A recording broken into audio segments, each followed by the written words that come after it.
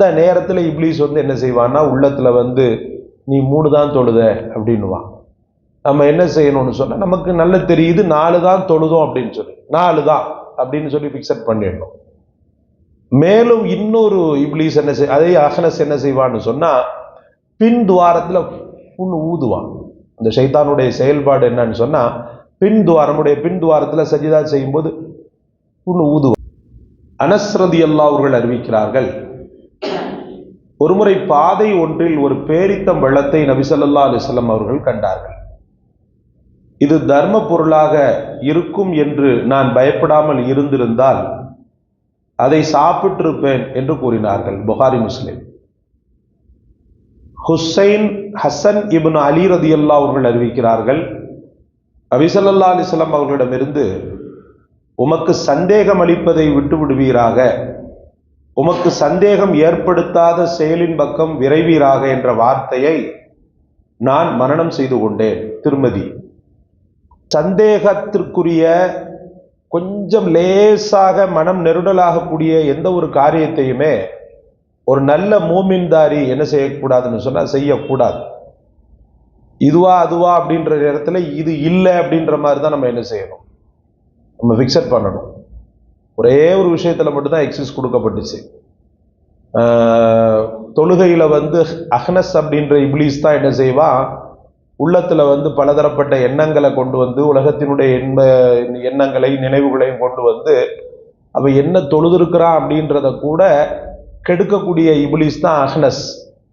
இந்த அஹ்னஸ் வந்து என்ன செய்வான்னு சொன்னா, மேலாடி கொண்டு நம்ம எத்தனை ரக்காத் தொழுதோம் அப்படின்றத கூட ஒரு டவுட்ல கொண்டு வந்துருவான்.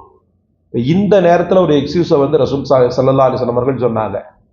இது நான் 4 தான் தொழுத அப்படின்றதுல அவர் ஊர்ஜிதம். தனியா தொழும்போது சொல்றேன், நான் இமாமத்தில் இருக்கும்போது நான் தவறு செய்துட்டா நீங்க என்ன செய்யலாம், சுபஹான் அல்லான்னு சொல்லியோ அல்லாஹ் அக்பர்னு சொல்லியோ எல்லாரும் கடந்து குய்யோ முறையோன்னு கத்தக்கூடாது. ஒரு குறிப்பிட்ட ஆட்கள் வந்து என்ன செய்யலாம், ஞாபகப்படுத்தலாம். நான் வந்துட்டு என்ன செய்ய முடியாது, இல்லை நான் 4 தான் தொழுதேன்னு சொல்ல முடியாது. தனிமையில நாங்க தொழுதோம் அப்படின்னு சொன்னா அந்த நேரத்துல இப்லீஸ் வந்து என்ன செய்வான்னா உள்ளத்துல வந்து நீ 3 தான் தொழுத அப்படின்னுவான். நம்ம என்ன செய்யணும்னு சொன்னா, நமக்கு நல்ல தெரியுது 4 தான் தொழுதோம் அப்படின்னு சொல்லி 4 தான் அப்படின்னு சொல்லி பிக்சட் பண்ணிடணும். மேலும் இன்னொரு இப்லீஸ் என்ன அதே அஹ்னஸ் என்ன செய்வான்னு சொன்னா, பின் துவாரத்துல புண்ணு ஊதுவான். இந்த ஷைத்தானுடைய செயல்பாடு என்னன்னு சொன்னா, நம்முடைய பின் துவாரத்துல சஜிதா செய்யும் போது புண்ணு ஊதுவான்.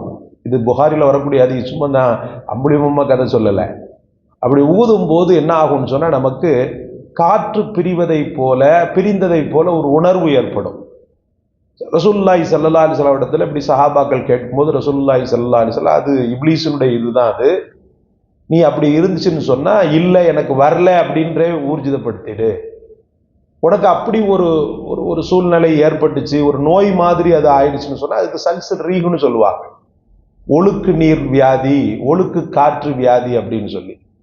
இந்த மாதிரி மக்கள் வந்து மருத்துவம் பார்க்கணும், மருத்துவம் பார்த்தும் கூட அது குணமாகலை அப்படின்ற பட்சத்துல அந்த ஒழுவை வச்சு ஒரு வக்தை மட்டும்தான் நீங்க தொழ முடியும், 2 வக்து தொழ முடியாது.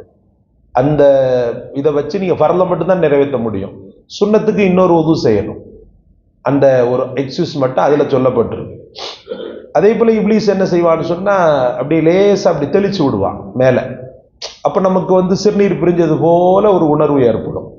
இந்த மாதிரி ஒரு சூழ்நிலையில இல்லை அப்படின்றத வந்து என்ன செய்யணும்னு சொன்னா, பிக்சட் பண்ணிட்டு நம்ம பாட்டுக்கு தொழுகையை கண்டினியூ பண்ண வேண்டியதான். அவன் மேல சம்மட்டி அடிச்ச மாதிரி ஆயிடும்.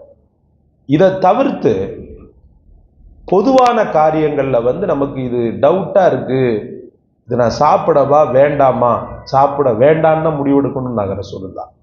இந்த இடத்துல ஹசன் ரலியல்லாஹு அதான் சொல்றாங்க, உனக்கு சந்தேகம் அளிப்பதை விட்டு விடுவீராக, உனக்கு சந்தேகம் ஏற்படுத்தாத செயலின் பக்கம் விரைவீராக அப்படின்ற அந்த வார்த்தை என்னுடைய நானாட்ட இருந்து நான் என்ன செஞ்சுக்கிட்டேன், நல்லா பைஹார்ட் பண்ணி வச்சுக்கிட்டேன் அப்படின்னு ஹசன் ரலியல்லாஹு அவர்கள் சொல்றாங்க. அப்போ வந்து சந்தேகத்திற்குரியது அப்படின்னு சொன்னா கண்டிப்பா போகவே கூடாது. ஹோட்டல்கள்ல எத்தனையோ ஹோட்டல்கள்ல அங்கிட்டும் இல்லாம இங்கிட்டும் இல்லாம ஒரு பேர் வச்சிருப்பான். அவர் வரலாததுனால நான் ஒரு பில்லர்னு பேர் வச்சிருக்கிறார். அது கூட நான் சத்தம் போட்டேன், ஏன் இந்த மாதிரி. அவரே வருத்தப்பட்டார், நான் என்னுடைய மனைவியுடைய பேரை தான் ஆரம்பத்தில் வச்சிருந்தேன், இந்த பில்லர் அப்படின்னு சொல்லிட்டு வச்சிருக்கிறாங்க இல்லையா. இந்த பில்லர்னும் போது முஸ்லீமா இந்துவான்னு கூட தெரியாது நமக்கு. அது முஸ்லீமா இந்துவான்னு தெரியாது. இப்போ ஏதாவது முஸ்லீம் ஆள் வந்தாருன்னு சொன்னா டவுட் ஆயிடும், ஆஹா பில்லர்னு வச்சிருக்கிறாங்களேன்னு. அதனாலதான், ஏன்னா பொதுவாகவே இந்து மக்கள் வந்து நம்ம பேர் இருந்தா தான் நம்மளை ரொம்ப லைக் பண்ணி சாப்பிட வருவாங்க. நான்வெஜ் அப்படின்னு சொன்னா முஸ்லீம் கடை தான், பிரியாணினா முஸ்லீம் தான், ஃப்ரைட் ரைஸ்னா முஸ்லீம் தான் அப்படின்னு சொல்லி அவங்களுடைய உள்ளத்துல கூட. அதனால நம்ம இந்த பொதுவாக அங்கிட்டும் இல்லாம இங்கிட்டும் இல்லாம பேரை வைக்கவே கூடாது. ஒண்ணு பிஸ்மில்லா, ஆற்காடு பிரியாணினா மோஸ்ட்லி பாத்தீங்கன்னு சொன்னா முஸ்லிம்ஸ் தான் வச்சிருப்பாங்க. இந்த மாதிரி ஒரு டவுட் உள்ள ஒரு சூழ்நிலையில் வரும்போது நம்ம அங்க சாப்பிடுவதை தவிர்த்து கொள்ள வேண்டும். ஒரு எங்கேயாவது ஒரு டூர் போயிருக்கிறீங்க, ஒரு வெளியில போயிருக்கிறீங்கன்னு சொன்னா அந்த இடத்துல பொதுவாகவே முஸ்லிம் பேர் வச்சாலுமே உங்களுக்கு உள்ள பாக்குறீங்க, யாருமே ஒரு பாபந்தியான ஆட்கள் மாதிரி தெரியல. தொப்பி போட்டிருக்கிறான், ஆனா அவனுடைய சூழ்நிலையெல்லாம் பார்த்தா ஒரு இஸ்லாமியன ஒரு தொழுகையாளி மாதிரி இல்லை, ஏதோ ஒரு காட்டா மாதிரி ஒரு தொப்பியை மட்டும் போட்டுக்கிட்டு நிக்கிறான் அப்படின்னு சொன்னா நீங்க என்ன செய்யக்கூடாது, அங்கு சாப்பிடுவதை தவிர்த்து விட வேண்டும். ஏன்னா உள்ள போயிடுச்சுன்னா விஷம்தான் அது. ரசூல் ஸல்லல்லாஹு அலைஹி வஸல்லம் அவர்கள் சொல்லுவாங்க, ஹராமியத்தான உணவு இரத்தத்தில் கலந்து விட்டால் அந்த ஹராமியத்தான உணவின் மூலமாக எந்த உறுப்புகள் ஊட்டம் பெறுகிறதோ அந்த உறுப்புகளை அல்லாஹ் சித்திரவதை செய்கிறான் ஆகிரத்துல. தேவையாது நமக்கு. ஏதோ வைக்கோல் புள்ள சாப்பிட்ட மாதிரி ஹராமியத்தான உணவு சுவையா இருக்குதுன்னு சொல்லிட்டு சாப்பிட்டு தொலைச்சோன்னு சொன்னா நம்ம அதுல அனுபவிக்கக்கூடிய அனுபவிப்பு கொஞ்சம் நெஞ்சம் கிடையாது. அதனால சந்தேகத்திற்குரியது. அதுல ஹலால்னு போட்டிருக்கிறான், அதனால இது ஹலால் அப்படிலாம் ஒண்ணுமே இல்லை. ஹலால் ஸ்டிக்கர் வந்து மண்ணடியில் உங்களுக்கு கோடிக்கணக்கா வித்துக்கிட்டு இருக்கிறான். ஹலால் ஸ்டிக்கரே இருக்குது. எத்தனையோ மாத்தார்கள் போய் வாங்கிட்டு வந்து ஒட்டி வச்சுட்டு அவங்க பாட்டுக்கு வியாபாரம் பண்ணிக்கிட்டு இருக்கிறான். கொஞ்சம் பாக்குறீங்க, நல்ல அல்ஹம்துலில்லாஹ் தீன்தாரி, அவர் இறைச்சி வாங்கக்கூடிய இடம் உங்களுக்கு தெரியும், அவர் எங்க போறாரு எங்க வாராரு அப்படின்றது உங்களுக்கு தெரியும்னு சொன்னா மன நிறைவோடு அந்த இடத்துல என்ன செய்யலாம், பிஸ்மில்லாஹிர் ரஹ்மானிர் ரஹீம்னு சாப்பிடலாம். தொழுகையாளி வந்துட்டு போயிட்டு இருக்கிறாரு, நிச்சயமா அவர் தவறு செய்ய மாட்டார். பள்ளியுடைய தொடர்பு உள்ளவர் கண்டிப்பாக பொதுமக்களுக்கு ஊறு விளைவிக்க மாட்டார், முஸ்லிம்களுக்கு கேடு நினைக்க மாட்டார். அப்ப அதை நம்ம கவனத்துல கொண்டு, அவர் தொழுகையாளிப்பா அந்த கடையில போய் சாப்பிடுங்கன்னு மற்றவங்களே ரெக்கமெண்ட் பண்ணலாம், மற்றவங்கள்ட்டையும் சொல்லலாம், நாமளும் தாராளமாக சாப்பிடலாம். இதை தவிர்த்து சந்தேகத்திற்குரிய எந்த ஒரு விஷயமாக இருந்தாலும் ஒரு மூமின் அதிலிருந்து விலக பார்க்கணுமே ஒழிய, இல்ல சந்தேகமாத்தான் இருக்குது, சாப்பிட்டா என்ன தப்பு, நமக்கு என்ன டவு ஊர்ஜிதமாவா தெரியுதுன்னு சொல்லி உன்னை பிக்சட் பண்றது தவறு என்பதைத்தான் இந்த ஹதீஸ்கள் நமக்கு எடுத்து எம்புகின்றன. அல்லாஹ் ரப்பல் ஆலமீன் உங்களையும் என்னையும் எந்த காலத்திலும் எந்த நேரத்திலும் குற்றம் என்று தெரிந்தாலும், குற்றமாக இருக்குமோ என்று தெரிந்தாலும் அந்த காரியங்களிலிருந்து தவிர்த்து நடக்கக்கூடிய நல்ல தௌஃபீகை தந்தருள்வானாக. சுபஹான்.